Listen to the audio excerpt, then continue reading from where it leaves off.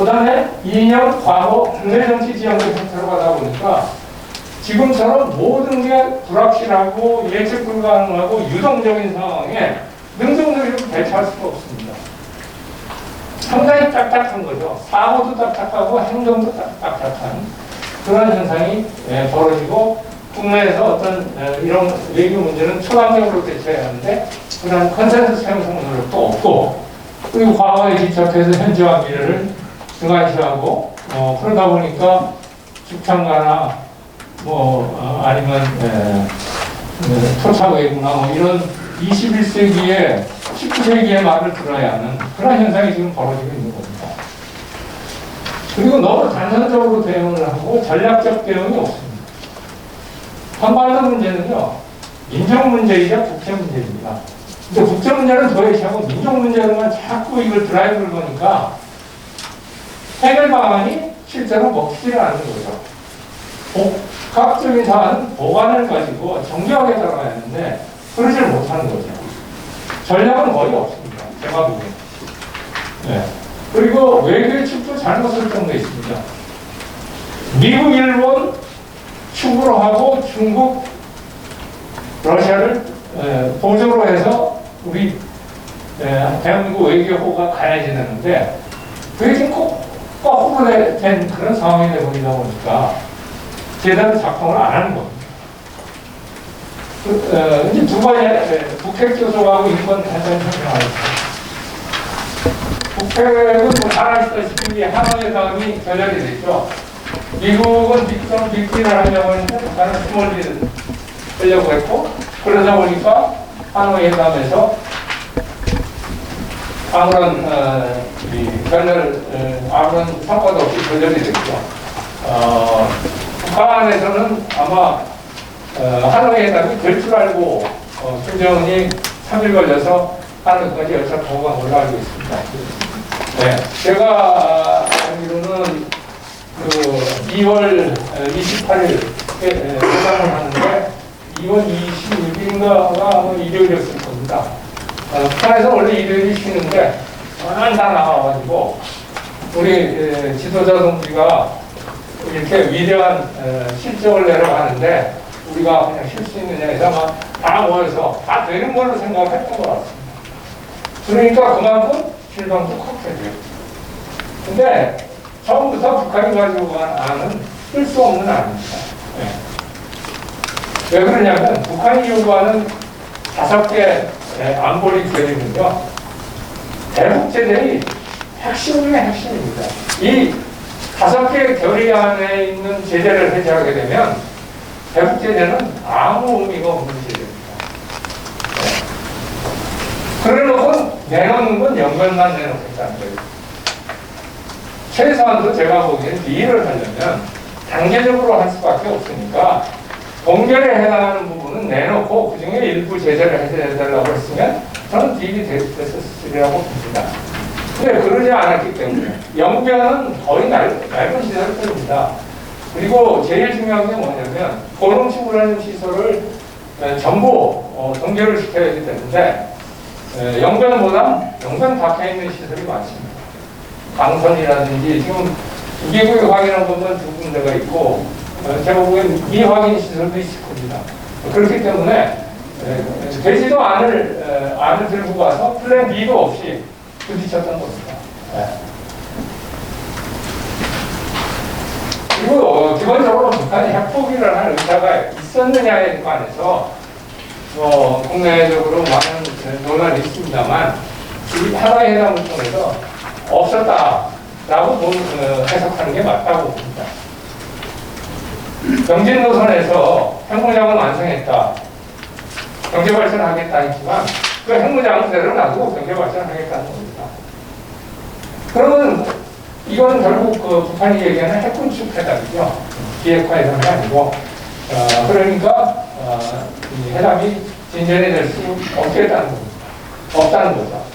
그래서 아마 그 회담 끝난 다음에 이용호 외무상이 이 제재보다는 이 주한미군 철수라든지 전략무기 분배에서 해구산 철수라는 소위 안전보장 문제를 가지고 추구하겠다는 그러한 그 기자회견을 한 기자회견은 거기에 있는 것 같습니다. 그리고 또 하나는 정상회담 전에도 북한은 본격적으로 실무회담하는 걸 했겠습니다. 제가 2018년 3월에 핀란드에서 열린 남북미 트랙 투어를 예약하셨습니다. 근데 북한에서는 당시 국무국장이 왔었는데 국무국장이 북한 핵 문제만 나오면 이거는 지도자 정부가 얘기할 사안이기 때문에 얘기 못한대요. 근데 그 얘기가 제가 보기에는 거의 다 하노이 회담까지도 또 그 뒤에 스톡홀름 실무회담까지 일관되게 그런 현상이 나타나는. 그러니까 제가 역으로 해석을 하면은 북한의 어느 고위 관계자도 핵 문제를 다루다가 잘못돼서 그걸로 자기 목숨 잃는 거 옳지 않은 것 같아요. 그래서 실제로 그런 오더가 있어서 하는 것도 있지만 잘못돼서 입을 피해, 자기 개인적인 피해 이런 것 때문에도 마음대로 이런 조석을 못합니다. 계량권도 없지만 잘못됐을 때 따른 책임. 그래서 아마 이제 톡다운을 했던 건데 그 톡다운도 아까 말씀드린 대로 서로 내용이 맞지 않으니까 잘못된 거죠. 그래서 여기 제가 이 두 번째 꼭지에다가 내는 것처럼 비핵화의 핵심은 전체 로드맵을 만드는 게 중요합니다. 그리고 거기에 보고 사찰 검증. 여기는 북한이 지금까지 약속을 몇 번을 깼는지 모르거든요. 그러니까 검증을 통해서 제대로 이행되는 그 체제가 없으면 아무 의미가 없습니다. 그리고 제재를 해제했다가 위반을 하면 다시 되살리는 스냅백 조항이 들어가야 됩니다. 그러니까 이러한 것들이 상세하게 기술적으로 실무 차원에서 논의돼야 하는데 거기에 들어가기조차 못한 게 하노이 회담, 스톡홀름 회담입니다. 그래서 스톡홀름 회담이 작년 10월에 개최됐습니다만 회담은 건성했습니다. 북한에서. 미국은 하노이 때보다 조금 나아간 양보안을 들고 제시를 했습니다만 건성했고 그리고 3일인가 회의 끝나자마자 북한 대표가 그냥 미리 준비했던 기자회견 텍스트 읽고 끝냈어요. 네. 그 말은 안 될 거 알고 온 겁니다. 네. 그래서 북한은 철저히 톱다운을 추구한 겁니다. 트럼프 대통령의 약정을 활용해서 뭔가 트럼프 대통령과 김정은 위원장 간의 어떤 딜로 문제를 해결하는 그걸 일관되게 추구했던 거죠. 그러고서는 올해 들어서는 미국 대선이 있고 코로나19가 되니까 북한의 문제는 요새 언론에 나오지도 않아요. 우리 사회가 얼마나 다이내믹한지 그 문제는 전혀 나오지도 않아요. 근데 더더욱 북한이 우리 강경화 장관이 만화 회의에서 북한 이상하다고 얘기했다가 김여정이한테 한번 당했는데 이상한 거 이상하게 하다고 얘기했는데 저 방금 뭐냐면 찔린 거죠. 북한은요, 제가 보기에는 코로나19 환자가 있습니다. 그리고 반응에 문제가 있습니다. 있으니까 우리 해양수산부 직원 사살하고 시신을 훼손하는 그러한 행위를 하는 것 자체가 그리고 바닷물로 인해서 오염이 될까봐 염전도 금지시키는 이게 정상적인 국가가 아니거든요. 네. 그만큼 지금 북한은 제재보다 코로나19가 더 무서운 겁니다. 그러니까 실제 지금 실무회담 한다고 해도 북한 대표 못 나옵니다. 네. 그래서 하여튼 코로나19가 언제 이거 되느냐는 것도 굉장히 중요한 변수일 것 같습니다. 그 사이에 북한은 남북연락소 사업하고 해외 직원 사살하고 그리고 문재인 대통령 이렇게 딱 꼬집어서 비판하고 그래도 대응하는 건 거의 없지 않습니까? 지금 현재 상황이죠. 그러면서 한국은 하여튼 북한과 대화 채널 보건에 총력을 기울이고 있고, 그래서 유인책으로 경협이라든지 정전선언을 하고 있습니다만, 경협은 제재에 걸리고, 정전선언 자체가 대북 핵교섭의 핵심 요소 가운데 하나입니다. 우리가 써야 할 기획입니다. 그런데 그걸 일방적으로 하겠다니까 미국이 호응할 리가 없죠. 그리고 북한이 여러 가지 도발을 했지만 저자세를 일어나고 있죠. 북한 요구대로 우리 북한 인권 NGO 탄압하고 대북 전당금 쪽 이번에 통과됐고, 그리고 여당 정치인들은 남북 관계가 안 되는 이유가 유엔사다, 한미 워킹그룹이다, 전체 미국인 것처럼 몰아붙이고 있죠. 이런 상황에서 과연 한미가 정말로 한치 오차 없이 서로 협의해서 일반적인 정책으로 밀고 나가서 그렇게 될까가 겁니다. 이미 한국장 거의 다 된 북한을 압박해서 그걸 해야 하는 건데, 이런 식으로 서로 엇박자가 나니까 될 리가 없습니다. 그럼 핵무장이 갖는 전략적금이 그냥 이거는 제목만 제가 읽고 나왔습니다. 정부가 전략 진행이 게임 체인저입니다. 이 미국은요, 정립된 250년 정도 됐습니다만, 미국 본토가 공격을 받은 건 2001년에 9.11이 처음입니다. 그 9.11에 따른 상처를 치유하기 위해서 아프간, 이라크 침공했다가 하루에 4만 불씩 1년에 거의 1조 달러씩 써가지고 미국이 일종의 좀 세세한 기폭제가 됐지만, 하여튼 미국이 공격받을 가능성에 대해서는 엄청난 중력을 투입해서 대응한다는 걸 우리가 알아요. 그런데 북한과 같은 로그 스테이트가, 깡패 국가가 ICBM으로 미국 본토를 위협한다? 미국 그냥 있지 않을 겁니다. 두 번째, 한반도 전략균형 파괴입니다. 핵은 절대 무기입니다. 우리가 재래식 무기로 북한의 핵무기를 억제하겠다? 그거는 곤란합니다. 우리의 뜻이지 실제 그게 가능하지 않습니다. 세 번째, 무력 충돌 위험이 저는 늘어난다고 봅니다. 핵을 뒤에다 두고 북한이 도발할 가능성은 더 커집니다. 네 번째는 한미 미일 간의 디커플링이 우려됩니다. 북한이 미국의 본토 LA가 됐든 워싱턴이 됐든 뉴욕이 됐든 ICBM으로 공격 방안하려고 할 때 과연 미국이 지금처럼 한반도 방위를 위해서 전력을 그대로 전개할 것이냐 하는 것은 확실치 않아지는 거예요. 정부가 핵무장 경쟁 가능성이 커집니다. 이 소위 뉴클리어 도미노 현상이 일어날 가능성이 커지고요. 그 다음에 정부와의 우리 하는 신냉전 가능성도 좀 늘어난다고 봅니다. 왜? 북한의 핵 능력에 대항하기 위해서 미국이 여기에 한국이나 주변 일본에 대한 대응 능력을 높이면 중국이나 러시아가 또 대응 능력을 높입니다. 그래서 에스컬레이션이 일어날 겁니다. 마지막으로 통일 가능성은 거의 없어진다고 저는 봅니다. 앞으로 전망은 미국이 원칙적으로 대응하되 실무 교섭을 우선할 것으로 봅니다. 그 내용은 아까 제가 설명드린 것이기 때문에 뛰어넘고요. 북한은 저강도 도발 가능성이 저는 바이든 정부 출범한 1월 20일 전후에서 있을 가능성이 저는 높다고 봅니다. 특히 지금 북한이 무역의 98%가 끊겼습니다.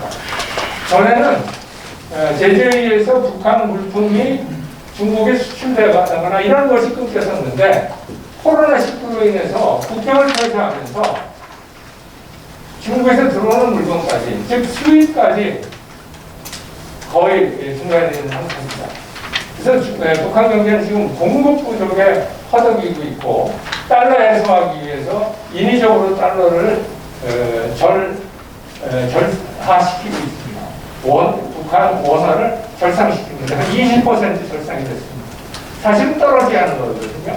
그래서 그런 상황이 있습니다. 한국은 뭐 꾸준히 남북 관계에 매달릴 겁니다. 이 정부 있는 동안에.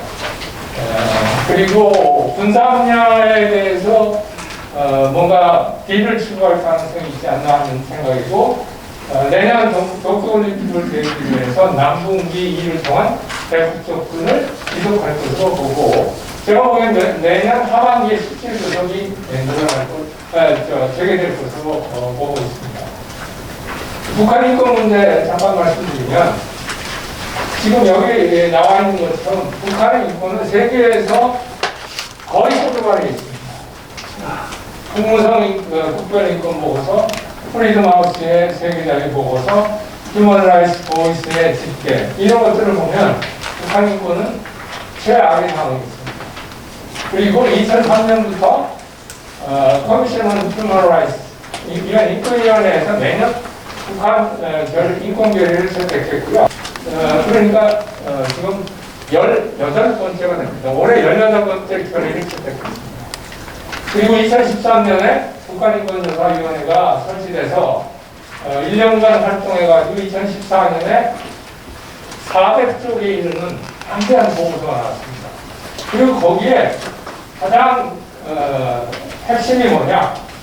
보호 책임을 근거로 해서 북한 지도자를 고발하는 그러한 내용이 들어있습니다. 즉, 국제형사재판소에 부탁해야 한다라는 원고가 나왔습니다. 이것은 굉장히 아마 북한 인권뿐만 아니라 세계 인권사에 있어서도 인권 침해에 대해서 인도에 관한 죄를 적용하고 보호 책임을 적용하는 첫 번째 케이스가 아닌가 하는 생각이 듭니다. 그래서 이제 안보리에서 논의가 이루어졌는데 문제는 뭐냐? 중국과 러시아가 거부권을 행사해가지고 더 이상 진전이 없어요. 그러다 보니까 지금은 유엔 차원에서도 상당히 뭐라고 할까, 동력을 잃어버린 그런 상황이 돼 있고요. 또 하나 2015년 6월에 인권사무소가 설치됐고, 그 다음에 3년에는 특별보호관이 임명이 돼서 지금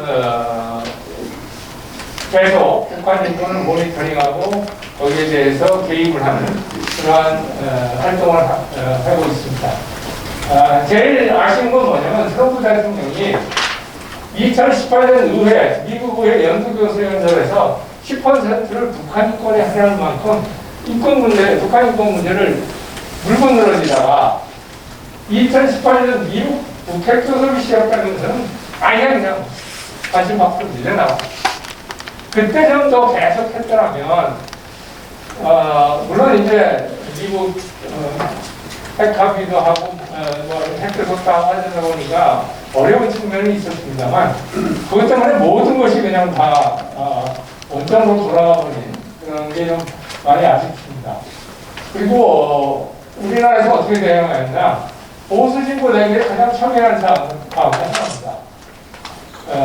그래서 우여곡절 끝에 사실 2005년에 북한 인권법이 발의돼가지고 겨우 이제 2016년에 하향으로 됐는데, 그나마도 더불어민주당이 반대를 해가지고 북한 인권재단도 출범하지 못했고, 그리고 거기에 나와 있는 북한 인권 협력대사라든지 뭐 이런 것들이 거의 진전이 없는 그런 상황입니다. 그리고 북한 인권에 대해서 상당히 부정적입니다. 그래서 북한 인권 활동을 하는 NGO에 대해서 상당히 압력이 많고, 탈북자 단체에 대한 지원도 끊고, 그리고 유엔 북한 인권 결의안에 한국은 늘 공동연구로 참여해왔는데 2018년 이래 참여하지 않고 있습니다. 그리고 최근에는 대북전쟁 금지법까지 진행해서 북한으로의 정보 유입을 막는, 어떤 면에서 보면 이건 우리의 대북 정책의 근간과도 모순되는 그러한 일들이 벌어지고 있습니다. 그럼 왜 북한 인권 문제가 이렇게 소홀히 되느냐? 국내에서는 주인의식이 없습니다. 북한 인권 문제는요, 신문 보시면 아시겠습니다. 신문에 북한 인권 문제에 대해서 얼마나 나오나 한번 체크해 보십시오. 거의 안 나옵니다. 그리고 남북 관계 개선에 북한 인권 문제는 우리가 부담이다 라는 생각이 굉장히 강합니다. 근데 개인적으로 북한 인권 문제는 북한이 개혁 개방과 연결되는 중요한 사안입니다. 우리의 그 대북 정책의 근간은 뭐냐? 북한을 변화시키는 겁니다. 북한을 개혁 개방으로 이끄는 겁니다. 그러려면 인권 문제에 대해서 관심을 가져야 합니다. 그리고 북한이 철저히 무시하고 반발하니까 체념하는 측면도 있습니다. 그리고 국제사회도 일관성 있는 대응이 없습니다.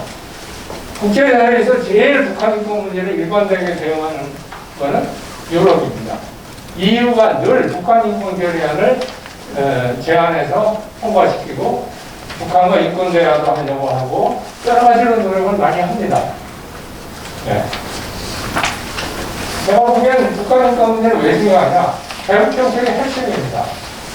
우리 헌법 가치와 일치합니다. 그리고 자유민주주의의 정통성과 관련됩니다.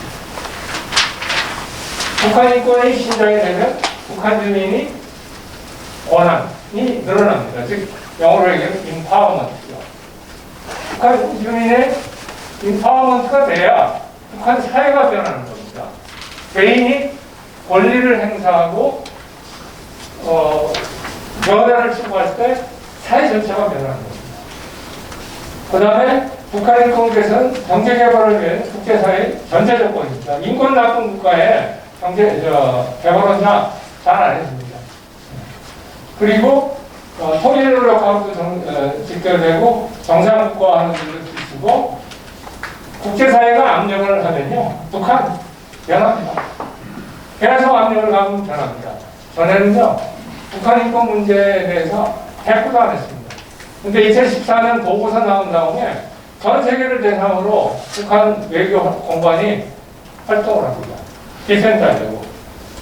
그리고 나름 뭔가 조그마한 성의도 보이고 합니다. 즉, 인권 규범이 내재화하기 시작합니다.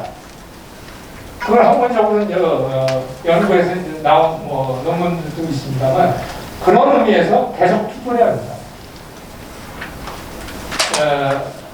북핵과 인권을 분리해서 대처해야 되고요.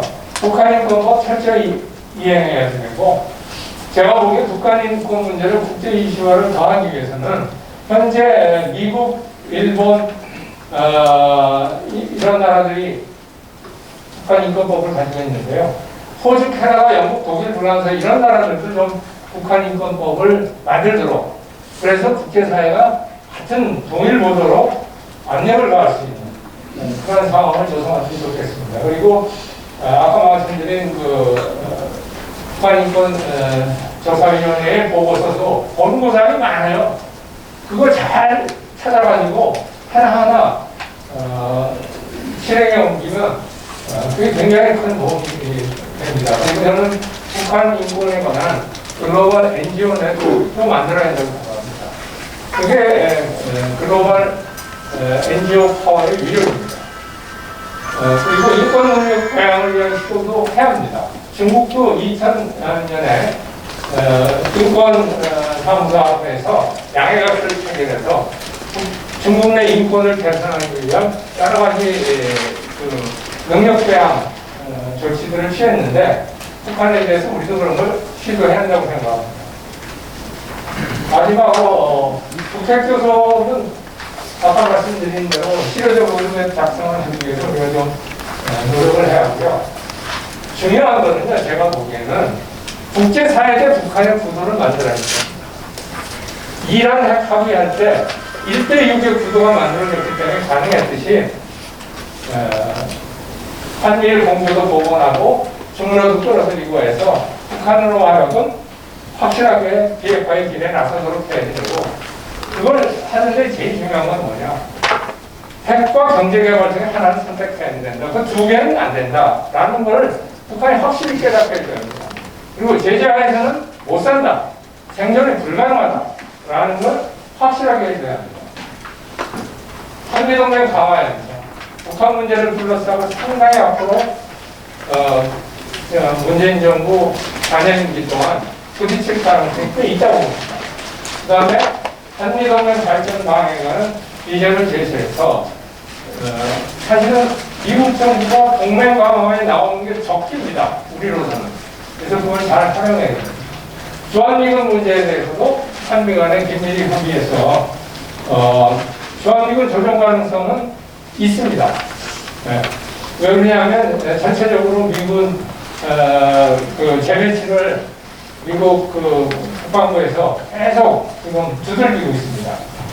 그리고 연합군사훈련 재개해야 되고 전시작전 통제권 이행 문제는 시한이 아니라 조건이 충족될 때 하는 걸로 접근을 해야 됩니다. 한일 관계 빨리 해볼게 했는데 이건 설명이 필요 없고요.